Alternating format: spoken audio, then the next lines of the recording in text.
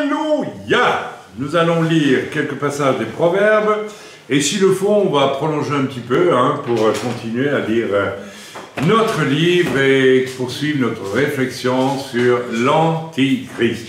Proverbe 16. Ça va aller à merveille avec tout ce que je viens de dire, qui n'a pas été enregistré malheureusement, mais on aurait pu. Les projets que forme le cœur dépendent de l'homme, mais la réponse que donne la bouche vient de l'Éternel. Bon, est-ce qu'il faut détailler ça? Non. C'est clair, non? Oui. Vous avez vos projets, mais c'est Dieu qui... Voilà. Toutes les voies de l'homme sont pures à ses yeux. Tout ce qu'il veut faire, ça lui paraît bien, puisque c'est pour lui, pour son plaisir, pour son bonheur, pour tout ce que vous voulez. Donc c'est pur. Je veux me marier. C'est mon désir. Donc c'est pas impur, c'est pur. Et pourtant l'apôtre Paul nous dit, si tu ne maries pas ta fille, tu fais mieux que si tu la maries. Parce que si tu te maries, tu auras des tribulations. Donc moi, je réfléchis, je me dis, ok, je me marie, mais je vais avoir des tribulations, donc ça sera plus difficile peut-être pour faire ce que mon Père qui est dans les cieux et que j'aime de tout mon cœur voudrait que je fasse. Donc je réfléchis, est-ce que je me marie ou je ne me marie pas? Ah, mais je brûle, c'est-à-dire que, voilà, je brûle, c'est ce que ça veut dire. Et la Bible dit, si tu brûles, marie-toi. Bon, donc je me marie. Mais j'analyse les choses en mettant tout devant Dieu, en disant, qu'est-ce que le mieux que je fasse, parce que je t'aime toi, Seigneur. Vous voyez? Ok, toutes les voies de l'homme sont pures à ses yeux, mais celui qui pèse, ah j'aime bien ça, celui qui pèse les esprits, là on en a pour 1 heure à parler là, c'est l'Éternel, celui qui pèse les esprits.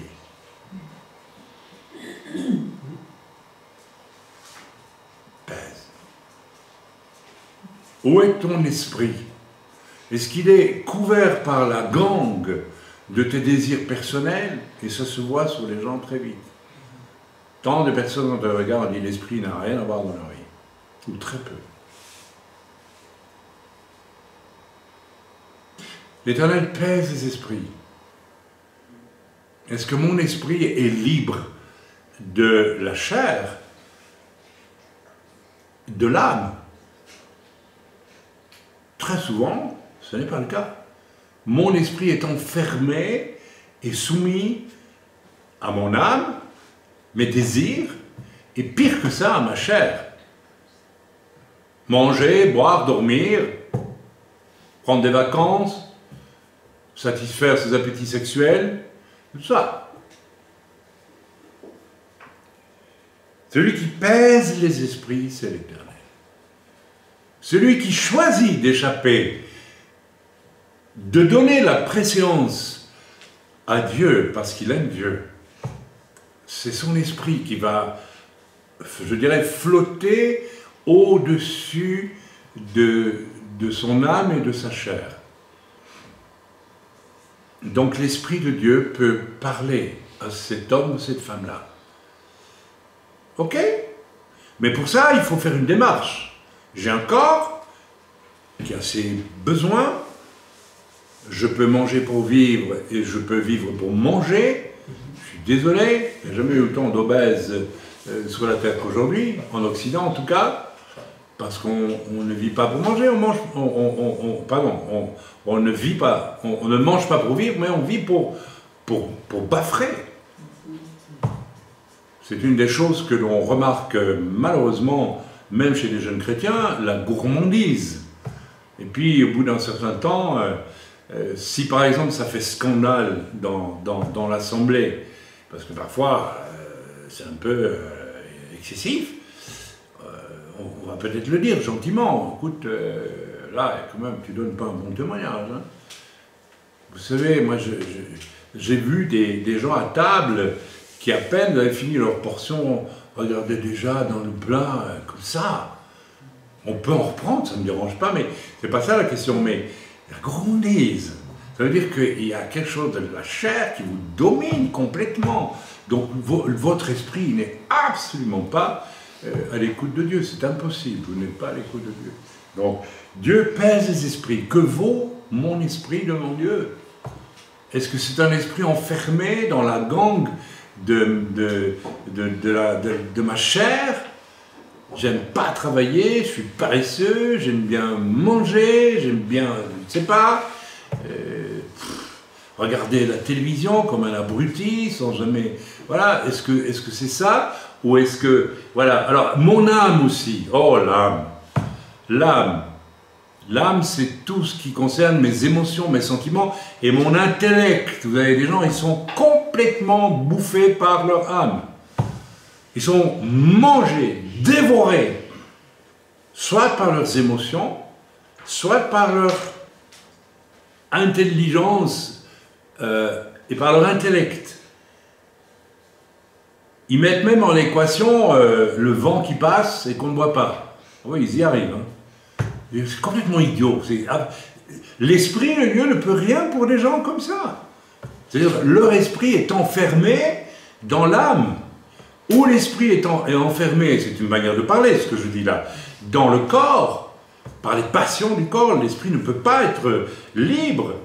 Ou bien il est enfermé par l'âme. En France, il y a un problème, l'âme est si forte, si forte, si forte. Votre révolution, le siècle des Lumières, a dit à Dieu et à son esprit, dégage, c'est notre esprit humain qui va décider ce qui est bien. En d'autres mots, l'âme humaine a pris la place et l'intellect, l'intelligence des hommes, une intelligence pauvre, brillante en apparence, mais pas du tout intéressante au final. Qui peut accorder une vertu de perfection à la pensée de Voltaire, de Jean-Jacques Rousseau, de d'Alembert, de Diderot, j'en oublie un, des plus importants, de Descartes, et de tous ces gens, n'est-ce pas? Alors, les Français, vous êtes très spéciaux parce que l'Esprit de Dieu a de grandes difficultés à vous diriger parce que vous êtes enfermés dans votre intellect. Et vous croyez que c'est une bonne chose. Vous n'entendrez pas. Dieu pèse votre esprit, il dit cet esprit, il est enfermé dans l'intelligence. Donc l'esprit, vous pouvez l'enfermer dans la chair, dans les passions, même pas les passions, la chair tout simplement, et dans votre âme. L'âme, c'est les émotions, et c'est la caboche qui travaille, vous voyez, blablabla, la machine, là, la machine du cerveau. Vous savez, moi j'ai un cerveau, il marche très bien, hein, j'ai pas de problème avec ça, mais c'est pas mon roi, mon cerveau. Mon roi, c'est Jésus-Christ, et c'est Dieu, mon Père dans les cieux, et c'est l'Esprit.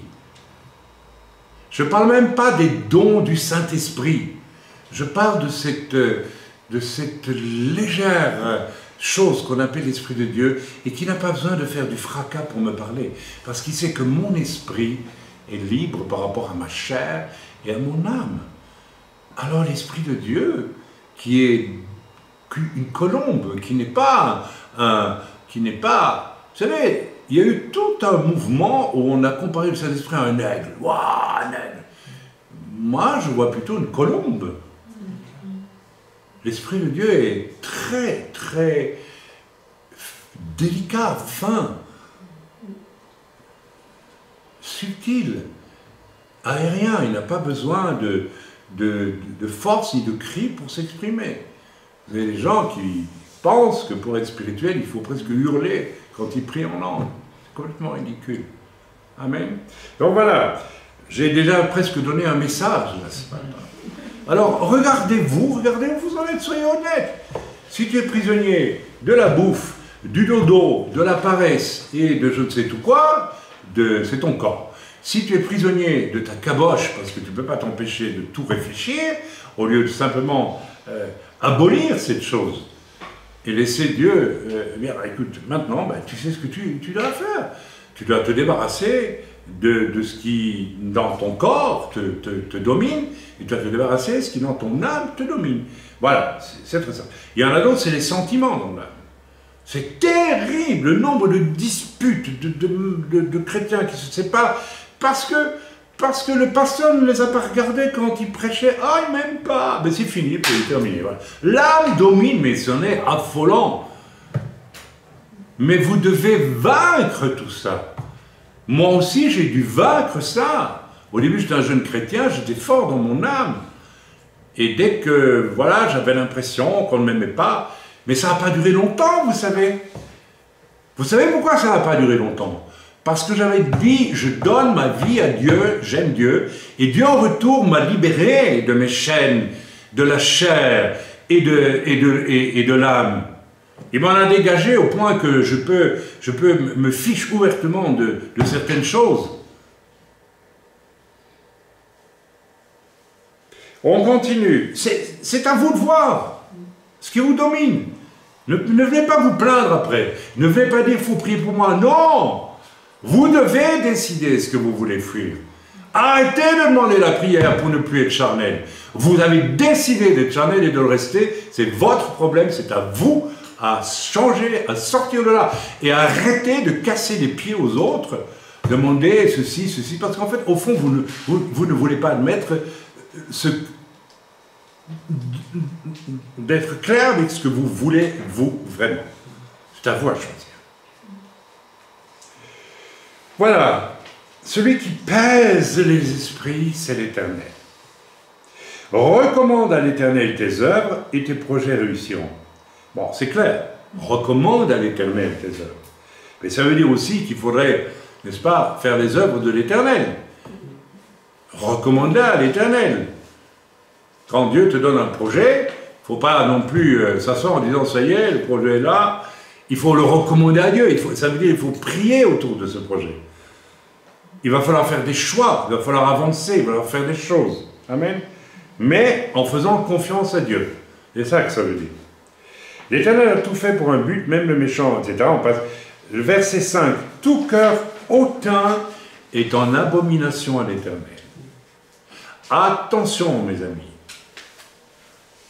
L'hypocrisie de celui qui vit dans la chair, et je l'ai vu, qui vit pour ses passions charnelles, je parle ici non pas de l'âme mais du corps, sont souvent des gens très arrogants.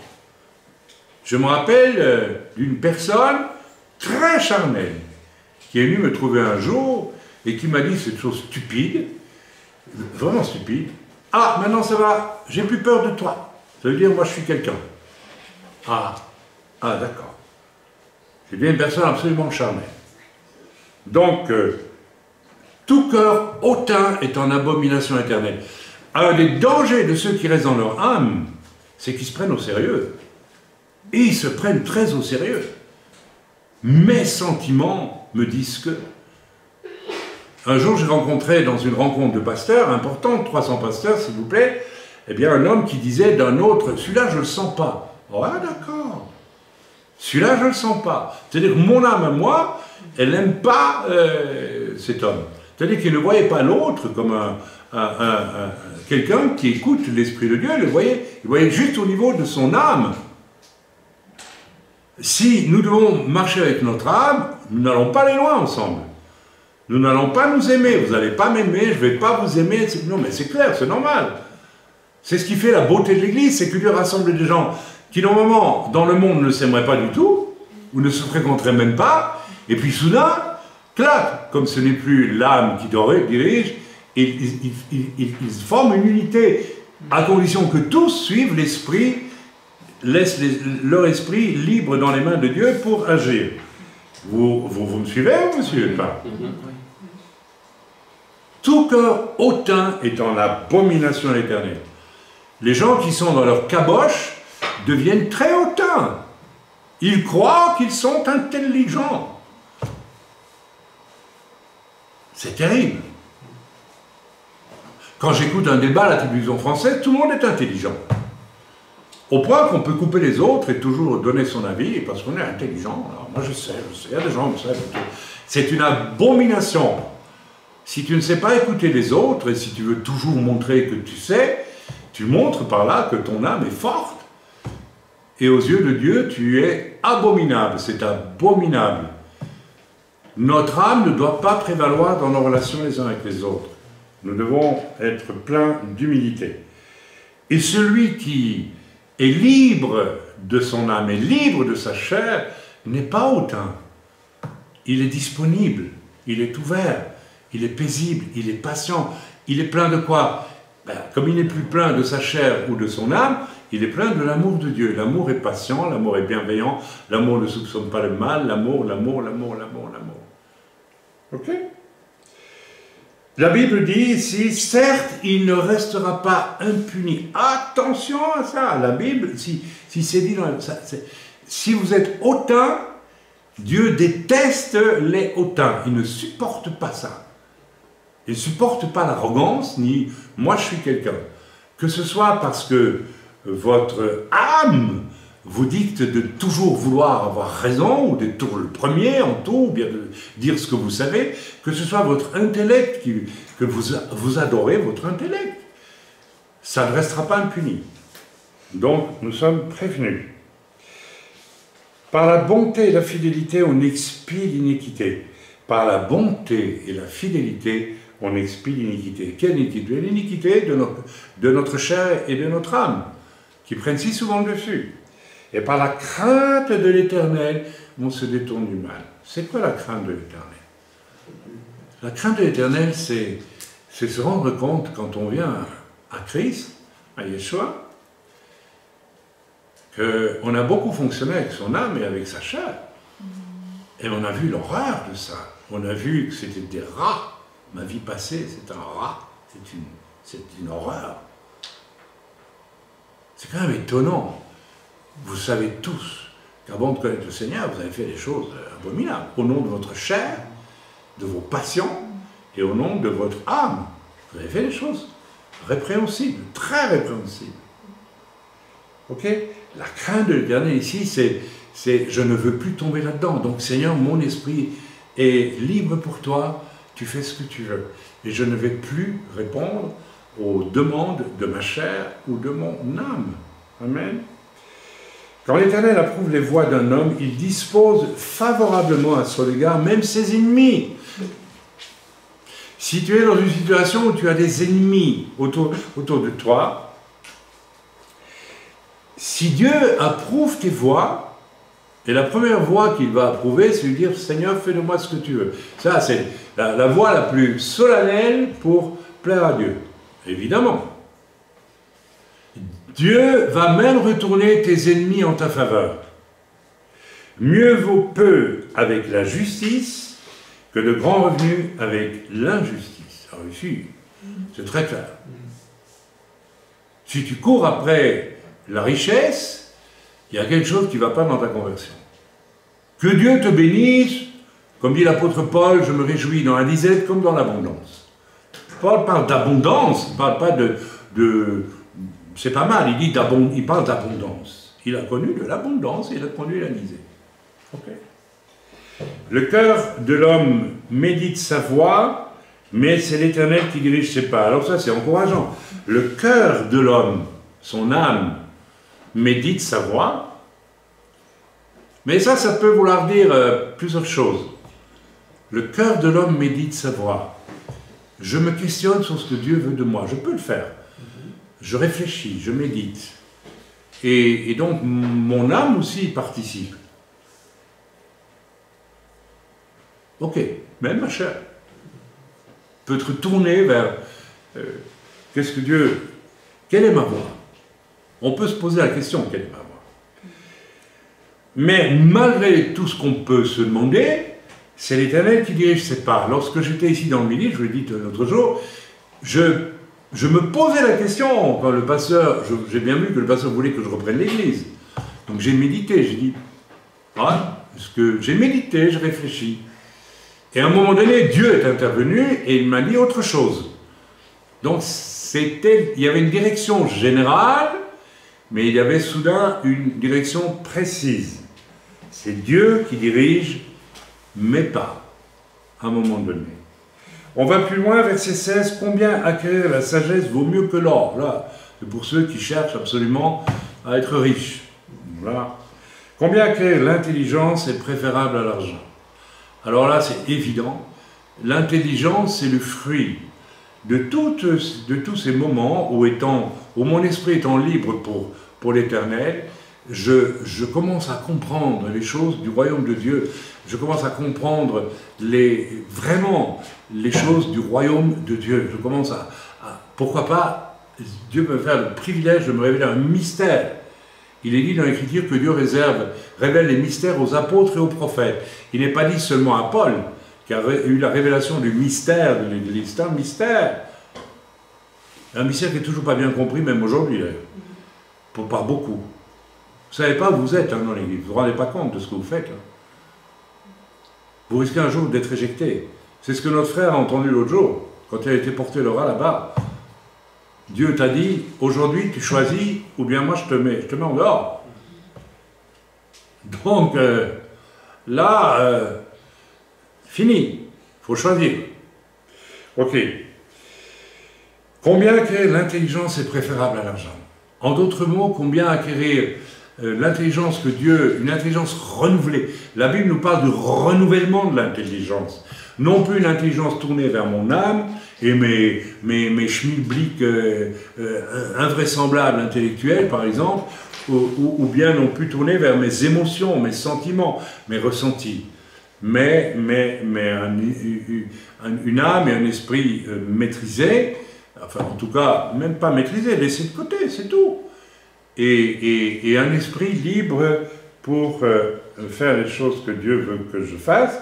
Et dès lors, vous croyez que Dieu ne va pas me donner l'intelligence pour réaliser ses plans? Mais bien sûr que Dieu... Vous savez, quand un gitan qui ne sait pas lire, et qui prie, et Dieu lui dit, dimanche prochain, il n'y a pas de prédicateur, tu prends la Bible, tu montes sur l'estrade et tu prêches. C'est le gars, s'il avait écouté son âme, non, je ne peux pas, je ne sais pas lire. C'était fini, c'était cuit. S'il avait écouté sa chair, il n'aurait pas fait non plus, encore moins. N'est-ce pas? Vous voyez, non, mais pas possible. La frousse, les pensées vaines, et il a choisi quoi? Il a senti, son esprit était libre. Cet homme illettré, qui était un homme de passion avant de connaître Jésus-Christ. Vous savez, les gitans, je connais bien, hein. Ils ne sont pas différents de nous, là. Hein. Ils vivent de passion, c'est tout. Il y a toutes sortes de types de passion, ça dépend des cultures, mais les hommes sont les mêmes partout. Bien, cet homme illettré, son esprit était libre. Il avait un cœur bon. Et donc, le jour venu, il est monté et il a dit, je ne sais pas lire, mais Dieu m'a dit de prêcher, donc je vais ouvrir la Bible. Et il a commencé à lire la Bible, dans un français impeccable. Et il a prêché. Quand il a fini, il a refermé sa Bible. C'est une histoire authentique. Hein. Il est retourné s'asseoir, il ne savait plus lire la Bible. C'est incroyable. Je crois qu'au bout d'un certain temps, il a pris des cours pour apprendre à lire quand même. Mais voilà, tout est possible à celui qui croit. Mais vous ne croyez à rien que ce que vous vivez avec votre ventre, ou avec vos émotions, ou votre foutue intelligence qui vous fait des barrages inouïs et vous rend incapable de vivre avec Dieu, tout simplement. On continue. Verset 18. L'arrogance précède la ruine. Attention à l'arrogance. Quelquefois, j'écoute certaines personnes parler, je dis, mais quelle arrogance! Même quand vous commentez la parole, certains versets de la Bible, vous parlez d'une façon arrogante, on ne sent pas l'humilité. Je sais, j'ai compris quelque chose. Et il faut qu'on sache, hein, j'ai compris quelque chose. Frère, qu'est-ce que vous pensez de ce que j'ai compris? Ben, tu veux surtout dire que tu as compris quelque chose. Ça, c'est l'orgueil de l'âme. C'est l'orgueil de son intelligence. Il y a des gens, on sent ça tout de suite. C'est déplaisant. C'est profondément. Et l'orgueil précède la chute. Mieux vaut être humble avec les humbles que de partager le butin avec les orgueilleux. Il y a des moments dans certaines conversations que j'ai connues avec certains chrétiens, y compris des serviteurs, où je me suis tu et je me suis retiré. Je dis, je ne peux même pas partager une discussion avec ces gens-là. C'est plein d'orgueil, c'est plein d'arrogance, c'est plein de moi ceci, moi je connais la clé du réveil, moi ceci, moi... J'ai été dans une réunion de pasteurs, je vous dis franchement, pendant des années, on entrait là avec mon épouse, on avait mal au ventre, on en sortait, on avait mal au ventre. Ah ben, voilà, c'est la vérité. Parce que c'était le concours de celui... L'âme dominait tout, quand c'était pas même la chair. Parce qu'on mangeait bien, puis on buvait pas mal aussi, en France. Fallait picoler en plus. Et après ça, on était étonnés que Dieu se retire et n'était même pas présent dans une assemblée de serviteurs. Et oui, ce sont les choses qui arrivent, mes amis. Celui qui est sage de cœur est appelé intelligent. Verset 21, celui qui est sage de cœur est appelé intelligent. Et pas celui qui se confie dans son intelligence, ou pseudo-intelligence, ou qui croit que, ou qui veut être intelligent. C'est celui qui est sage de cœur est appelé intelligent. Et la douceur des lèvres augmente le savoir. La douceur des lèvres augmente un savoir qui vient de Dieu, et pas celui que vous voulez absolument avoir par votre orgueil. La sagesse, verset 22, est une source de vie pour celui qui la possède, et le châtiment des insensés, c'est leur folie. Ah, vous ne serez pas fou pour aller dans un asile, mais on regarde certaines vies, on dit, mais quelle vie de folie! C'est chrétien, ça? Une vie de folie. On lit encore le verset 25, « Telle voie paraît droite à un homme, mais son issue, c'est la voie de la mort. » Tout ce que je fais à partir de ma chair et de mon âme conduit à la mort. Non pas votre mort physique, et encore, que c'est possible, mais à rien, à la stérilité, à des œuvres mortes, inutiles. Et le verset 33, « On jette le sort dans le pan de la robe, mais toute décision vient de l'Éternel. » De toute façon. Donc, si votre esprit n'est pas libre de votre âme et de votre corps pour faire ce que Dieu veut, de toute façon, il vous résistera toute votre vie dans tout ce que vous ferez et qui n'est pas sa volonté. Parce que votre chair ou bien votre âme vous domine et vous contrôle. Résultat des courses, au bout du compte, résultat 0, triple 0. Si vous trouvez ça intéressant, moi j'ai pas envie. Je dis encore, Seigneur, pardonne-moi les fois où j'étais dans mon âme. Et un peu dans ma chair au début, quand même. Où j'ai raté tes plans. Une fois, j'ai raté le plan de Dieu à cause de mon âme. Dieu m'a dit une fois. À moi, il m'a dit une fois. Mais si tu fais ça une deuxième fois, j'ai plus besoin de toi. J'ai plus besoin de toi. C'est fini. Ce que j'avais fait n'était pas plus grave que ce que font beaucoup. Je m'étais trompé. J'avais accepté de travailler dans une œuvre où Dieu ne m'avait pas demandé d'aller. Parce que ça m'excitait un petit peu. Eh oui, voilà, mon âme. Oui. J'avais eu une prophétie comme quoi j'aurais un ministère très élargi, on va dire, hein, même international, et j'ai cru que l'heure était arrivée. Mais moi, j'ai cru que l'heure était arrivée. C'est pas Dieu qui m'a dit que l'heure était arrivée. Et il y avait une racine d'orgueil, là, n'est-ce pas? Alors, on va dire que ma femme s'en souvient, on l'a payé très cher. Au final de cette erreur, j'ai vite compris que je m'étais trompé. Mais Dieu m'a laissé m'enfermer dans mon truc. Et tu vas le payer, mon ami. Tu vas récolter. Tu vas voir ce que ça coûte. Une fois, j'ai fait ça. Et au final, Dieu, dans un songe, m'a fait traverser Auschwitz pendant toute la nuit. En rêve, en songe, un songe de Dieu. Je voyais tout ce qui s'y passait comme si les humains étaient sculptés vous savez, en plastique et plus vrai que vrai. Dieu voulait me dire, tu vois, c'est plus vrai que vrai ce que tu vois là. Tout était sombre, tout était terrifiant. J'ai traversé Auschwitz au complet. Ça voulait dire, en grande partie, Auschwitz est dû aussi à ce que l'on n'a pas écouté Dieu et que l'on a suivi son âme. Et m'a dit, tu es d'origine israélite, regarde.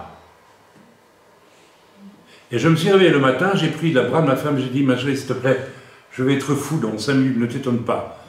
J'ai cru que j'allais devenir fou, je me suis réveillé, je devenais fou. Et j'ai compris la leçon, mes amis. Une fois, j'ai écouté mon âme.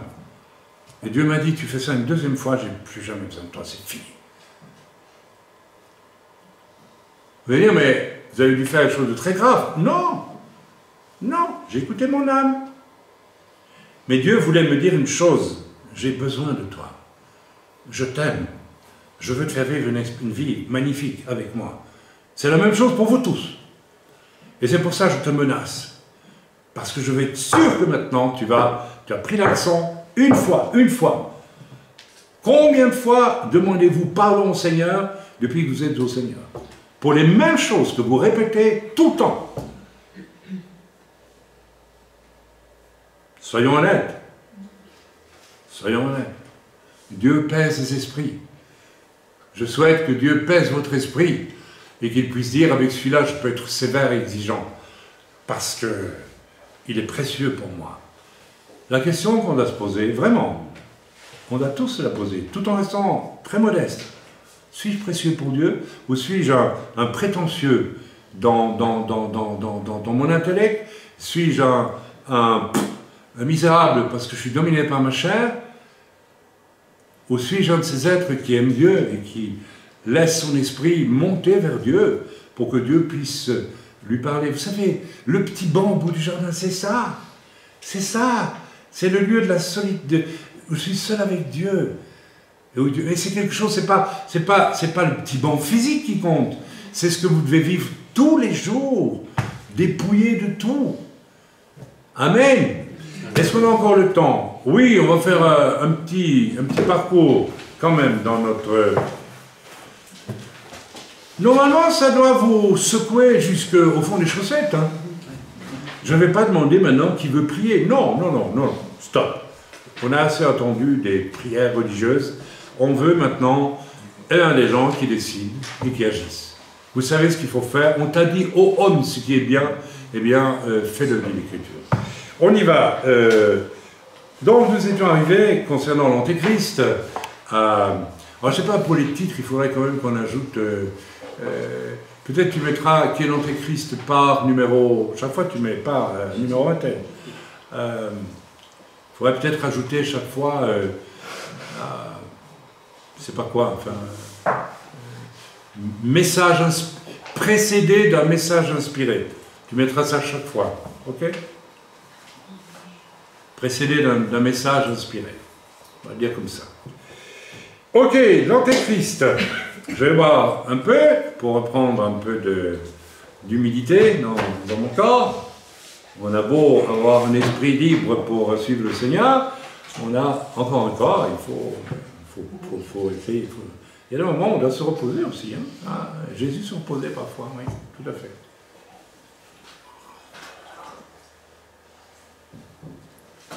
Qu'est-ce que c'est bon l'eau? C'est vrai, hein? Eau gazeuse en plus. On ne peut pas faire de pub, hein. Je ne vais pas donner la marque. Hein. Mais je vais finir mon verre et puis, du coup, et mon frère il boit aussi, tout le monde boit. C'est le mimétisme, n'est-ce pas? Il dit pour être un serviteur de Dieu, il faut boire de temps en temps. Il va ça.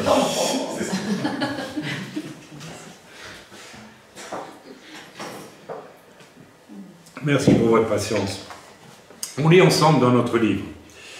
L'Antéchrist, il sera un... J'ai vu qu'il y a d'autres personnes qui sont venues s'ajouter.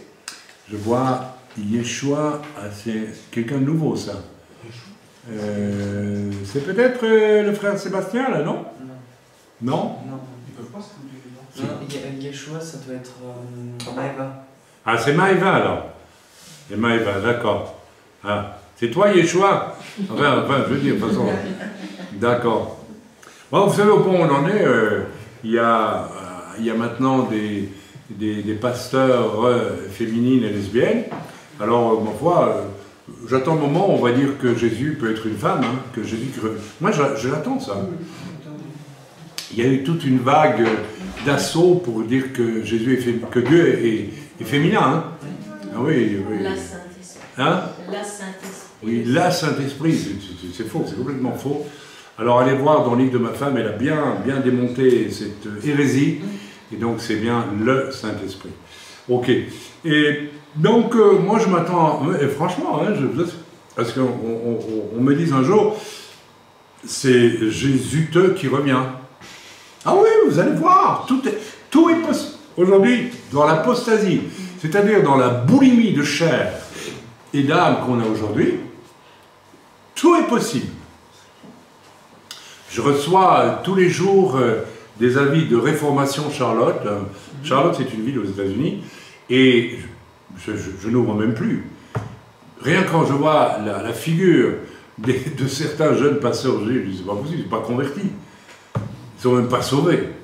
Et ils vous prêchent des trucs, mais des trucs invraisemblables. Tout part de l'âme, ou même de la chair. Il n'y a plus rien qui part de l'Esprit de Dieu et de la parole de Dieu. Plus rien. Ah, l'Antéchrist, il sera un génie en économie, selon Daniel 11, 43, Apocalypse 13, 16, 17. L'Antéchrist sera le PDG, c'est ce que ça veut dire PDG, hein, président, directeur général, et non pas prétentieux de... Bon, il sera le PDG de Satan. Je vais vous faire un jeu de mots, je n'ai pas trouvé. En matière d'économie mondiale, il fixera les taux d'intérêt, les prix, la valeur des actions et les niveaux d'approvisionnement. Ah, tout quoi. Quand il sera au pouvoir, tout sera nationalisé ou internationalisé, ça on le voit venir déjà très bien aujourd'hui, n'est-ce pas?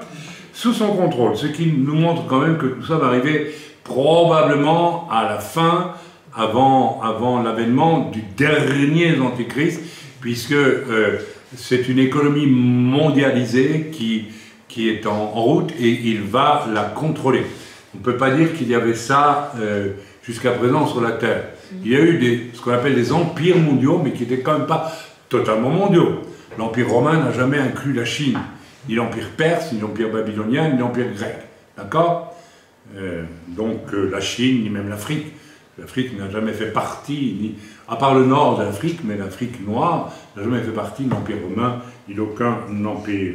Pas complètement en tout cas, même s'il y a eu des petites pénétrations. Voilà.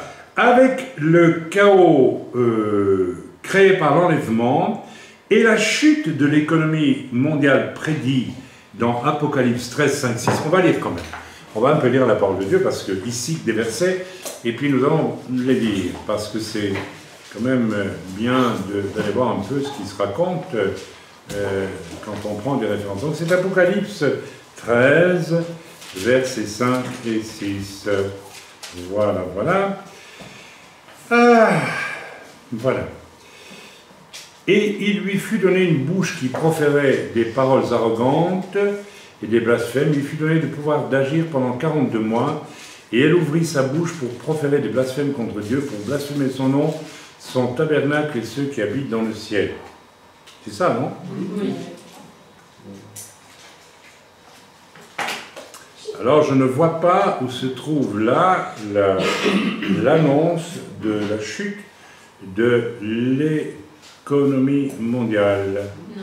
Il dit bien Apocalypse 13, verset 6. Non, pardon. Oui, 5 et 6. Alors, allons voir dans Apocalypse 13, oui, 13. Voilà. Donc, ben là, voyez-vous, dans le livre, il y a une erreur. À moins que ce soit dans la traduction qu'on ait fait une erreur, mais il n'y a pas. Il lui fut donné une bouche qui proférait des paroles arrogantes et des blasphèmes, et il lui fut donné le pouvoir d'agir pendant 42 mois. Et elle ouvrit sa bouche pour proférer des blasphèmes. Non, là, c'est bien que non. Mais néanmoins, c'est vrai, il y a des passages, je me serais attendu à ce qu'il les trouve. Alors, on ne va pas faire la recherche maintenant, mais il y a des passages qui montrent très bien qui va dominer l'économie mondiale. Voilà, les gens seront prêts. Ah, vous voyez, ça vaut la peine de vérifier quand même. Hein. Ah, c'est pas juste. Je suis désolé. Ou alors, à mon avis, ce qui est possible, c'est un livre qui est écrit en américain, en anglais d'Amérique, et qui a été traduit en français. Bon, bah tant pis, hein, c'est une erreur. Les gens, ça arrive aussi, hein, ça arrive. Les gens seront prêts à donner tout pouvoir à un homme, tout comme les Allemands se sont tournés vers Hitler après la période d'inflation galopante de la République de Weimar. Ok, ça j'ai pas besoin de l'expliquer, vous le savez, n'est-ce pas? Les Allemands étaient tellement la crise économique, il y a eu une crise économique dans les années 20, qui n'a pas touché que l'Allemagne, qui a touché les États-Unis aussi, et l'Europe d'ailleurs, mais l'Allemagne en particulier, n'est-ce pas, sous la République de Weimar. Ça, c'est les années 25 à 30, approximativement, hein, par là, où les Allemands devaient, à la fin, aller avec des brouettes remplies de milliards de dollars pour acheter un œuf. Donc là, c'était la super crise, et donc Hitler est venu, et il a pris en main toutes choses, et il a amené des solutions. Ok. Selon Apocalypse 13, 16, 17, alors on va lire 13, 16, 17, toujours 13, 16, 17, voilà. Voilà, alors là, ça devient intéressant. Depuis le milieu de la grande tribulation jusqu'à la seconde venue de Christ, personne ne pourra acheter ou vendre sans la permission de l'Antéchrist. Partout dans le monde, les gens seront contraints de prendre sa marque. Son économie mondiale sera dirigée par son acolyte, le faux prophète. Nous allons le rencontrer dans le prochain chapitre. Alors lisons Apocalypse 13, 16, 17.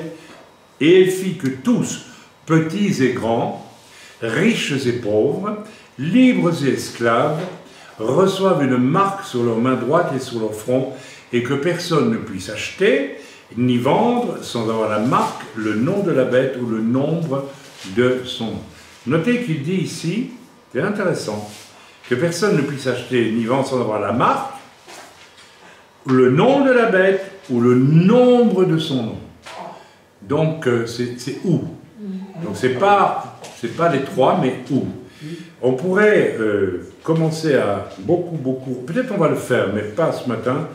Qu'est-ce que c'est que la marque, ce serait, n'est-ce pas, si on remonte un peu plus haut, donc que tous reçoivent une marque sur leur main droite ou sur leur front. Ou sur leur front. Donc la marque est là. Maintenant, le nom de la bête ou le nombre de son nom. Qu'est-ce que ça veut dire avoir le nom de la bête? Alors c'est possible aussi que le nom de la bête aille avec la marque et le nombre de son nom aussi. Mais bon, on ne va pas rentrer dans le détail. Mais en tout cas, ce qui est certain, c'est que pour acheter ou vendre, quand l'Antéchrist paraîtra, non, à partir, je suis assez d'accord avec lui, n'est-ce pas, on peut penser que c'est après les 3 ans et demi du début de la tribulation. D'accord? Donc on peut penser que le temple aura été reconstruit. D'accord? On peut peut-être aussi, oui, enfin, ou que le temple sera construit pendant la période des 3 ans et demi, des 7 années de la tribulation. Tout ça est possible. Ok, mais là, on voit effectivement que l'économie mondiale va être dans les mains d'un homme, qui s'appelle l'Antéchrist, avec un système, bien sûr, hein, et tous vos internets, vos téléphones, tout sera sous contrôle. C'est déjà le cas, à peu près. Oui, moi j'ai eu un choc, j'étais dans une petite ville du désert en Israël il y a quelques mois, et je vais à la Macolette. La Macolette, c'est une toute petite grande surface, hein. Il y a, je sais pas, une petite supérette, mais une petite, hein. Je ne sais même pas si on a encore des supérettes comme ça en France. Et j'avais mon téléphone portable avec moi, et je sors de la supérette, on a acheté des pamplemousses, 2-3 trucs quoi, pour manger, et mon téléphone, il y a quelque chose qui apparaît sur mon téléphone, et c'est comment avez-vous trouvé le service dans la supérette, il donne le nom et tout, l'endroit et tout. Donc j'ai été suivi à la trace, seconde après seconde, par mon portable. Vous vous rendez compte un peu? Vous voyez un peu vers quel contrôle on se dirige? C'est pas n'importe quoi. Bon, d'un autre côté, on vous dira, c'est bien, si vous êtes perdu dans le désert et que vous ne savez pas comment vous tirez de là, on pourra vous localiser, envoyer un hélicoptère tout de suite. Ah, ça peut arriver aussi. Mais bon, il y a autre chose derrière, hein, il faut quand même bien s'en rendre compte. Bien, ensuite, il sera un génie militaire. Apocalypse 6, 2. Alors, on va un peu voir ce qu'il se raconte. On va suivre la parole de Dieu quand même, parce que s'il se trompe, s'il fait erreur, ça peut arriver. Hein. Là, il ne s'est pas trompé hein, pour ceci. 6, 2. Alors, je regardais, voici par... Ah oui, là, c'est très clair. Je regardais, voici parmi un cheval blanc, celui qui le montait avait un arc, une couronne lui fut donnée, et il partit en vainqueur et pour vaincre. Alors, celui qui apparaît là, ce n'est pas Jésus qui revient, c'est l'Antéchrist, qui reçoit un arc et il part en vaincre. L'arc, c'est un symbole de la domination, militaire, n'est-ce pas? Et il vient sur un cheval blanc. Vous voyez, Jésus va revenir aussi sur un cheval blanc. Napoléon aussi aimait bien avoir un cheval blanc. C'est très intéressant. Pourquoi? C'est un symbole de pureté. Et donc, les hommes aiment s'attribuer des symboles de pureté qui ne leur reviennent pas, finalement. Ni Napoléon, ni Hitler, ni personne n'était loin de là, n'était pur. Donc l'Antéchrist, là, va recevoir une autorité sur la terre pour un temps très court, même une autorité, non, on a dit une autorité économique absolue. Il contrôlera toutes les ressources et il faudra la marque pour y avoir accès. Maintenant, on voit qu'il aura une autorité militaire et il sera un génie militaire. Amen. Au milieu de la grande tribulation, le masque de l'Antéchrist tombera et il remplacera la branche d'olivier par l'épée. Il subjuguera le monde entier. Toute la grandeur d'Alexandre, vous connaissez, pas notre Alexandre, hein, Alexandre le Grand, hein, que Maëva soit tranquillisée. Vous savez qu'il y a Alexandre le Grand, le fils de Philippe de Macédoine. C'était un Macédonien. Et il a conquis avec une rapidité, c'était un génie militaire absolu. Il est mort très jeune, il avait même pas 40 ans, je pense. Même pas 40 ans. Dans très peu d'années, il a conquis un empire qui allait jusqu'à l'Inde, depuis la Macédoine. Regardez la carte, vous voyez ce que ça fait. Et il a eu le temps de s'établir même en Égypte et de fonder une ville qui s'appelle tout haut, s'il vous plaît. Alexandrie, ça vient de là, Alexandrie. Voilà. Ok, donc nous continuons. Alors, il écrasera, personne ne pourra faire obstacle à sa... Voilà. Toute la grandeur d'Alexandre et de Napoléon ne sera rien comparé à la sienne. Personne ne pourra faire obstacle à sa conquête. Il écrasera tout et tout le monde devant lui. Il sera le dernier grand César de l'Empire romain sous sa dernière forme. Partant du principe que, n'est-ce pas, c'est à partir de 10 nations européennes qu'il va, on verra plus loin aussi à quoi correspondent, d'après l'Écriture, hein, ces 10 nations. On va y venir. Ok. Une partie de son expansion militaire et de son succès imparable est décrite dans Daniel 11, 40, 44. Alors, j'ai lu le passage et il me pose problème. Voilà. Il me pose problème parce que, pour moi, je suis exigeant et peut-être c'est la traduction, mais voilà, on va lire. Au temps de la fin, le roi du Sud, c'est qui le roi du Sud? C'est l'Égypte. D'accord? C'est ça la nation du Sud en général. C'est toujours par rapport à Israël qu'on se détermine ici. Le roi du Sud se heurtera contre lui. Donc, lui, c'est l'Antéchrist, d'après ce passage, d'après le commandateur ici. Et donc, apparemment, d'après Daniel. Ok. Se heurtera contre lui. C'est-à-dire que l'Antéchrist, alors on peut penser que l'Antéchrist sera à Jérusalem, il aura aidé à construire le temple, et quelque part, peut-être qu'il fera de Jérusalem un haut lieu pour lui, une espèce de, je sais pas, de capitale, ou bien qu'il y a des écritures qui nous parlent de Babylone, qui sera un repère de tous les démons, etc., etc. Mais enfin, voilà. Le roi du Sud viendra attaquer, donc apparemment l'Antéchrist, et le roi du Nord fondra sur lui comme une tempête. Le roi du Nord, c'est quoi le roi du Nord? C'est la Syrie, et c'est tout ce qui va avec. La Turquie, c'est peut-être fait-il mention aussi, de Gog et Magog, qui descendra, et dont on trouve la trace dans Ézéchiel, n'est-ce pas? Ézéchiel 30, combien déjà? Oh là là. 38-39. Ok? Et le roi du Nord fondra sur lui comme une tempête avec des chars, des cavaliers et de nombreux navires. Il s'avancera dans des terres, donc le roi du Nord, débordera comme un torrent et passera. Il avancera dans le plus beau des pays, Israël. Et beaucoup trébucheront, mais Édom, Moab et les principaux des Ammonites échapperont de sa main. Alors là, il faudrait qu'on aille lire, on va le faire, ma femme et moi, lire l'original en hébreu. On l'a normalement. Oui. Et voilà, parce que, à mon avis, il y a des choses qui sont traduites de façon ambiguë. Parce que pour moi, l'Écriture nous montre que Édom, Moab et les Ammonites ne seront jamais contrôlés par l'Antéchrist. Il y a un passage de la Bible qui le montre. Alors, est-ce que c'est en rapport avec ce qu'il dit ici? Il faut le vérifier. Il étendra sa main sur divers pays et le pays d'Égypte n'échappera pas. Mais alors ici, il est question de qui? Du roi du Nord ou de l'Antéchrist? Donc ça ne peut être que l'Antéchrist, d'accord? Il se rendra maître des trésors, parce que si c'est le roi du Nord, ça veut dire que l'Antéchrist, qui lui, n'est-ce pas, est en Israël, à ce moment-là, a été vaincu. Ou alors est-ce que le roi du Nord va... Donc il est possible ici qu'en fait il y ait un saut, c'est-à-dire qu'on passe de l'assaut du roi du Sud, c'est l'Égypte, hein, et le Soudan on peut dire, hein, qui monte vers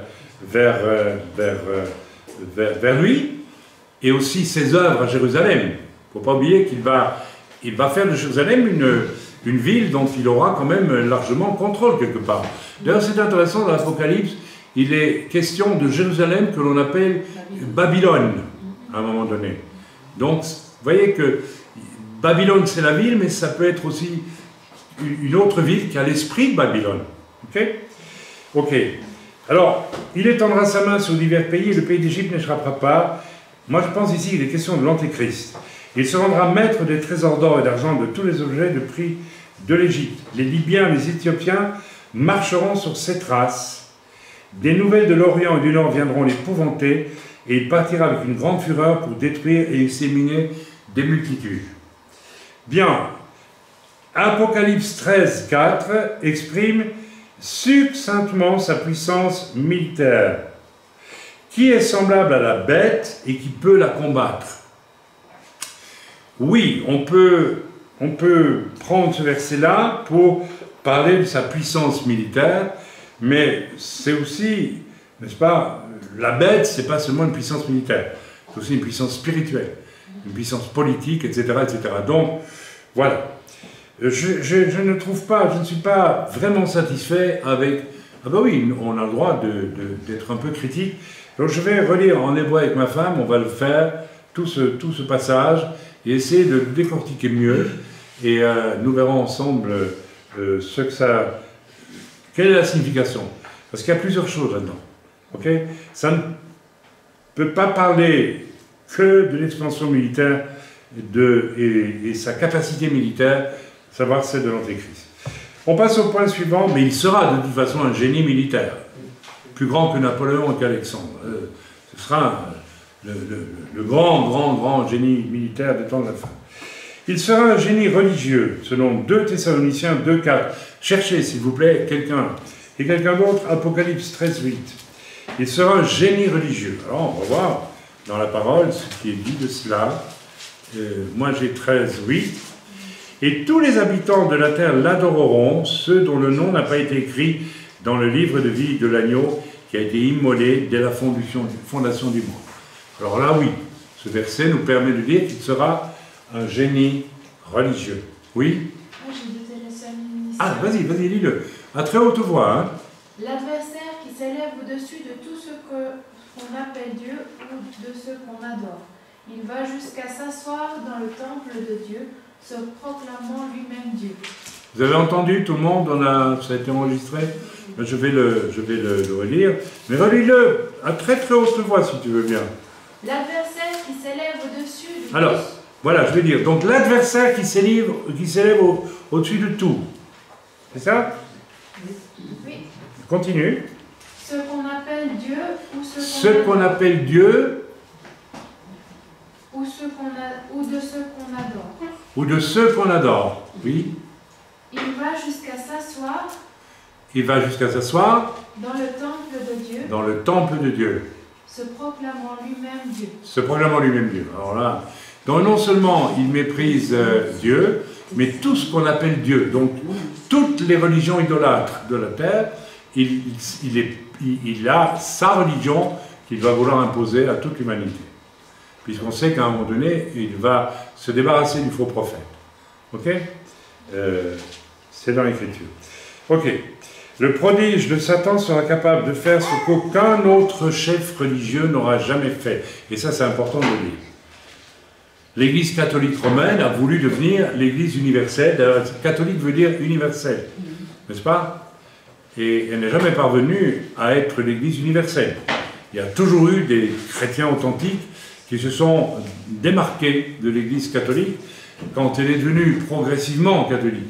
On peut dire aussi que, voilà, donc l'Église catholique, c'est une Église, il faut le dire, qui a voulu devenir la seule Église, l'Église universelle, avec ce désir de devenir la religion du monde. L'islam aussi veut être la religion du monde, ok? Donc, mais ils n'y sont jamais parvenus. L'Antéchrist arrivera à imposer sa religion mondiale à lui. Ce qui est quand même quelque chose d'assez terrible. Ok? Il réalisera ce qui n'était possible ni à Mahomet, ni à Bouddha, ni à aucun pape. Voyez, unir le monde dans l'adoration. Toutes les religions du monde se regrouperont pour rendre un culte à un seul homme. Pensez simplement au génie, à la puissance et à la tromperie qu'il faudra pour en arriver là. Imaginez un instant le génie qu'il va falloir pour convaincre tous les hommes de l'adorer lui, finalement. Ça sera ça, la religion universelle de la fin, n'est-ce pas? La religion est un des facteurs qui divise le plus les hommes. Hein?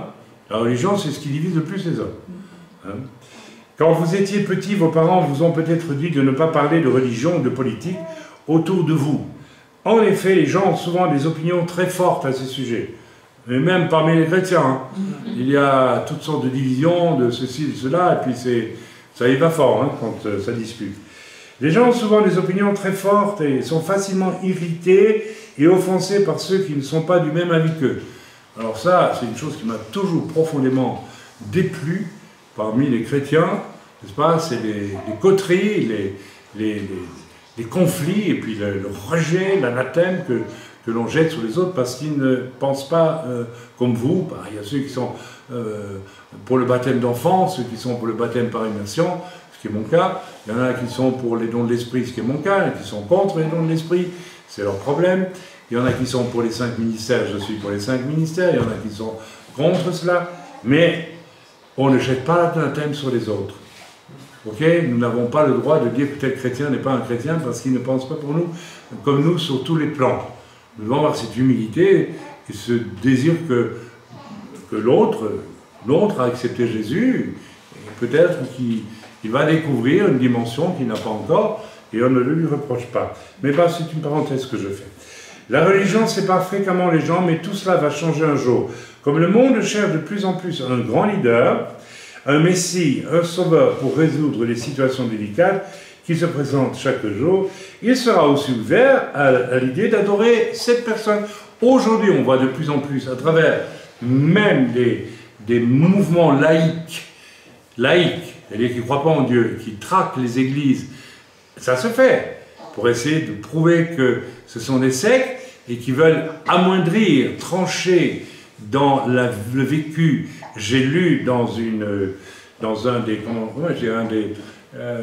doxa, un des documents d'un groupement qui se dit vouloir chasser des sectes, que le fait de jeûner doit, même parmi les chrétiens, doit être aboli. Alors le prétexte, c'est on affaiblit les gens ainsi pour leur faire croire tout ce qu'on veut. C'est à peu près ça l'idée. Les baptêmes dans les lacs ou les rivières, ça doit être aboli. Parce que ça déplaît peut-être aux gens qui sont là. Vous voyez, on sent qu'on veut rogner complètement, n'est-ce pas, et bien d'autres choses qui sont très subtiles et par lesquelles on veut absolument, finalement, réduire la possibilité de religion un peu partout.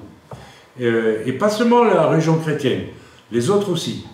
Donc, ça veut dire quoi? Si on met la brise sur le cou à tout le monde, ça veut dire c'est fini, on va vous proposer une nouvelle religion, qui est bonne pour tout le monde. On voit très bien vers quoi on se dirige avec ces choses. Donc il faut être prudent, parce que nous sommes déjà, on le voit, on va dans cette direction.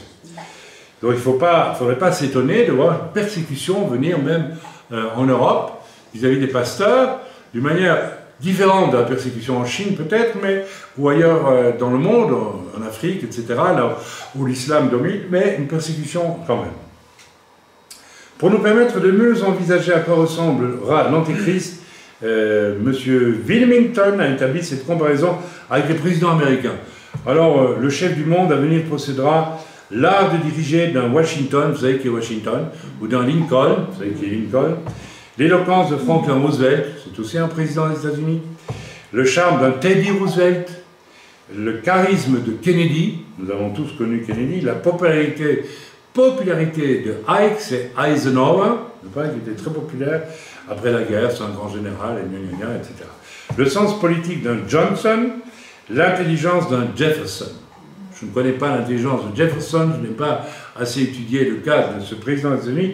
On pourrait faire une comparaison avec des gens, n'est-ce pas, de nos cultures. Par exemple, l'art de diriger de Mazarin ou de comment, allez, qui ça? Talleyrand.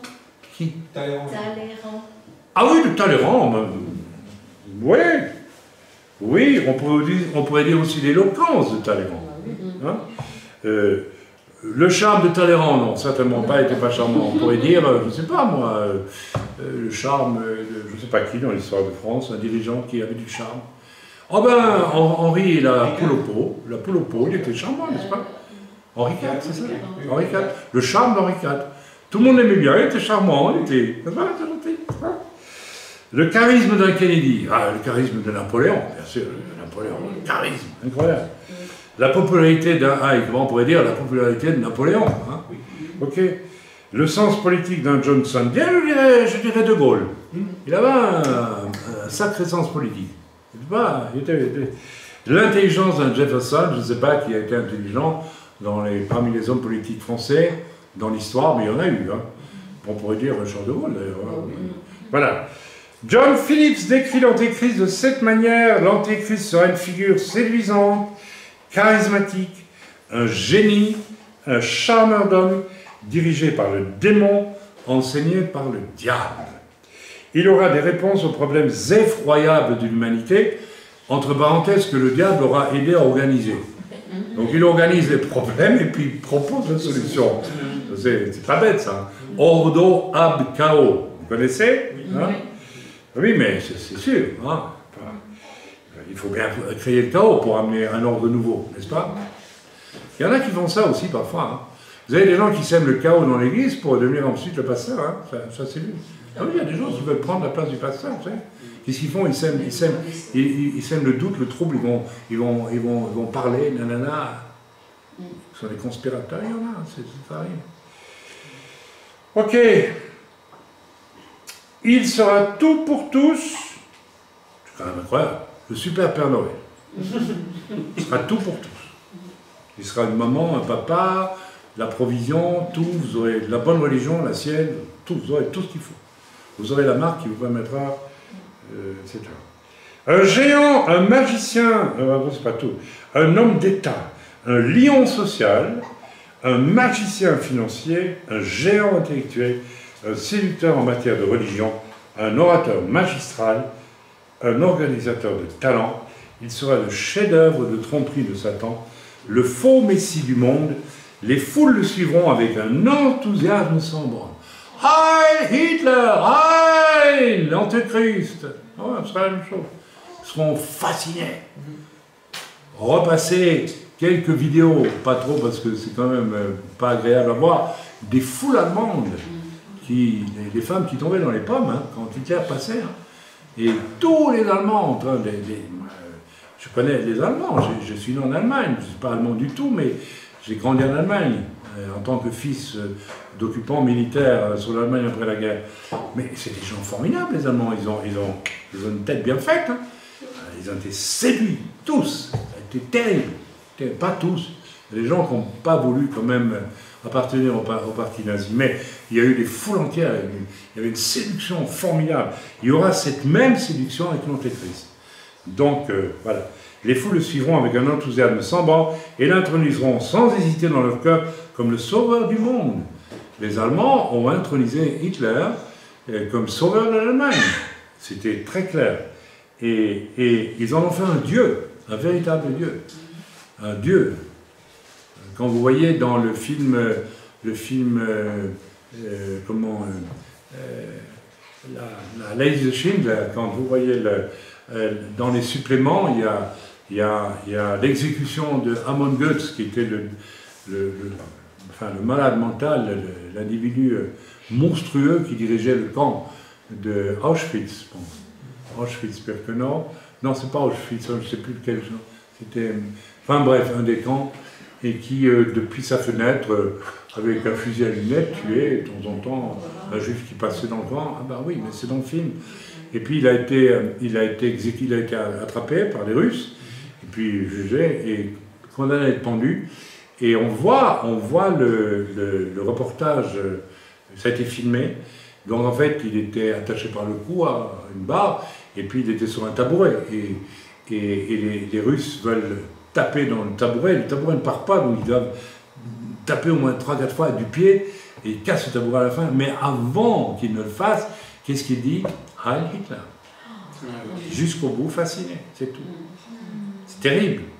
Alors qu'on connaît le témoignage aussi de, je ne sais plus c'était Kaltenbrunner ou un autre qui a appelé un pasteur avant d'être pendu. Il a dit j'ai été élevé chrétien, j'ai trahi mon seulement vrai Seigneur, et j'ai choisi un mauvais Seigneur, et je veux m'en demander pardon à Dieu, je veux me repentir. Et il a été pendu, mais je crois qu'il est sauvé. Vous voyez, donc, attention à tout ce qui se prépare et qui conduit l'humanité vers ce... Alors pour nous, si nous sommes en avant, ben, tant mieux, on a de la chance. Mais attention, si vous voulez rester absolument un chrétien qui est dominé par sa chair et par son âme, vous risquez quand même de ne pas être enlevé. Je préfère vous le dire.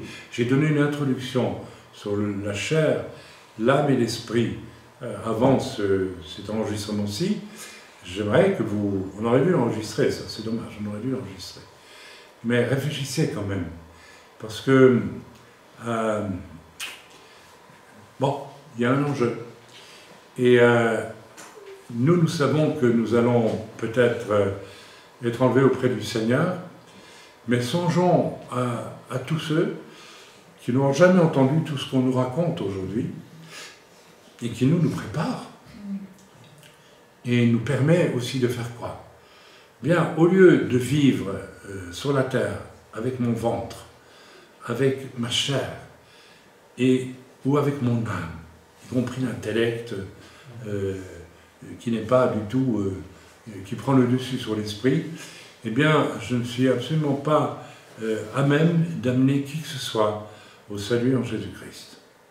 Seulement ceux qui ont un esprit qui est pesé par Dieu, et qui n'est pas emprisonné dans l'âme.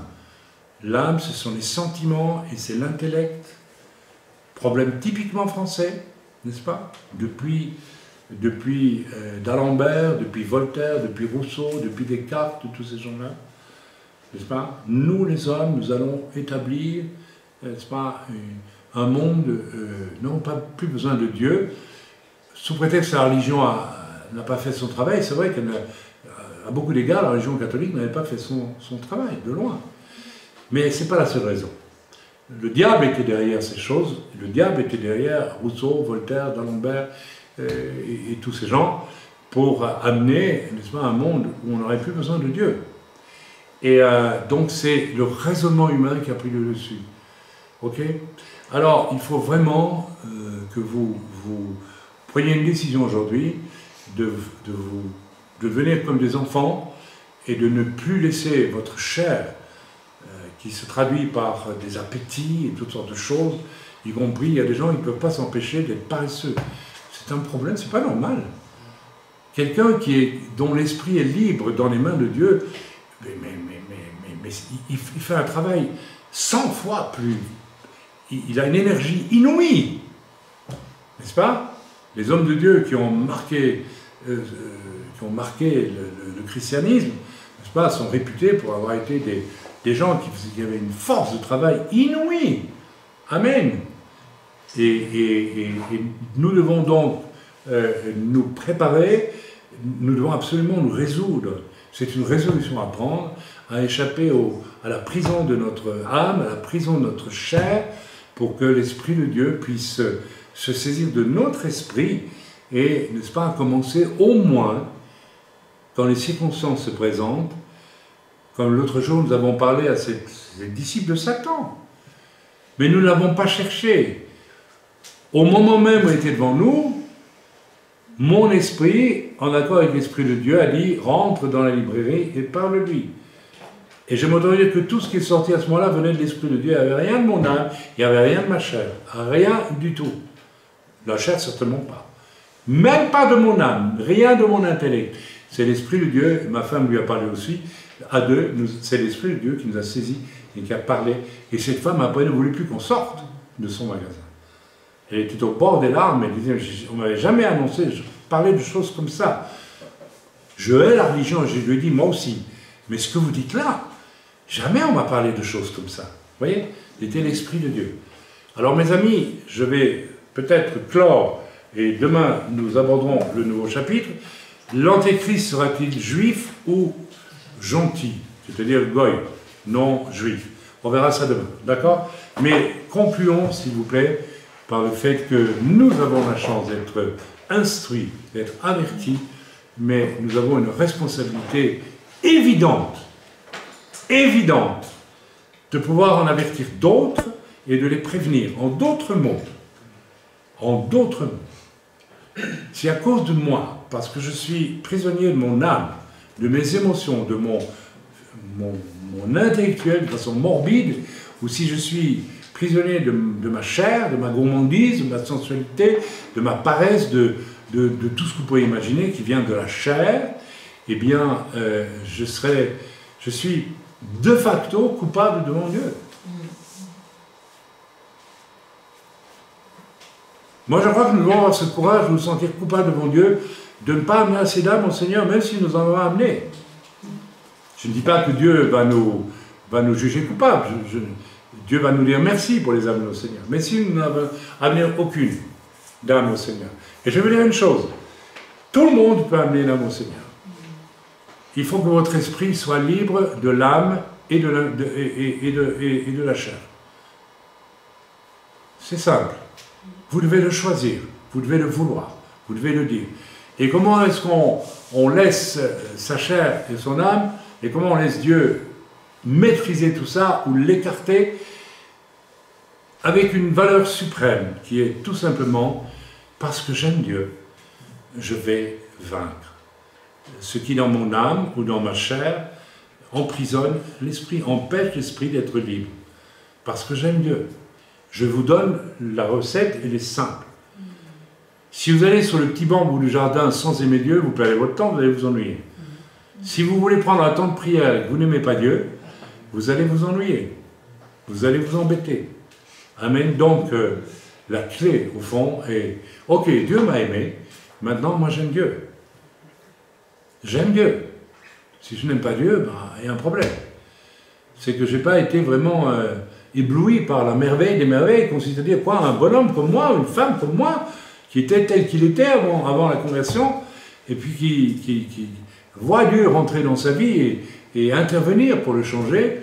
En retour, je n'aime pas Dieu. Il y a un gros problème, un énorme problème. Voilà, on va s'arrêter là. Que Dieu soit loué, que Dieu soit béni.